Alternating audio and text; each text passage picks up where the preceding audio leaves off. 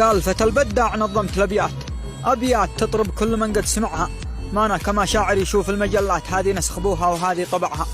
ولا كما شاعر يخدر بهلقات يخلط خمجها في صوافي كرعها، إن كان ما دونتها في الملفات ماني بشاعر والقوافي صنعها، ما تقبل الهاجوس وقت الصعوبات بقضي حوائجها وبقضي صنعها، ولا أوقع سمره ومغنى وبالات أنا الفتى البداع فيلا بدعها، يا أبو فلان الشعر صوله وجولات ما هو برع بات تعتصر في برعها، العز جنبنا دروب الفسالات والنفس من شهوة هواها قرعها، أبطال لابه صانعين الجمالات ناموسها فوق السحابة رفعها، والقبيلة عند القبائل مقامات منشط بيده من جلوده رقعها،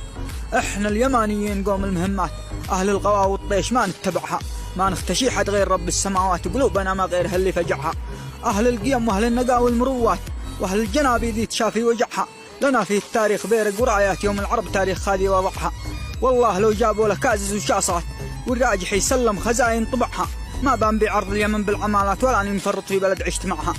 من دونها روس النشامة وقادات أهل الشريعة هذه نبيها شرعها، والوحنا ترداد حوض المنيات لجل الوطن والدين ربي جمعها وسلام.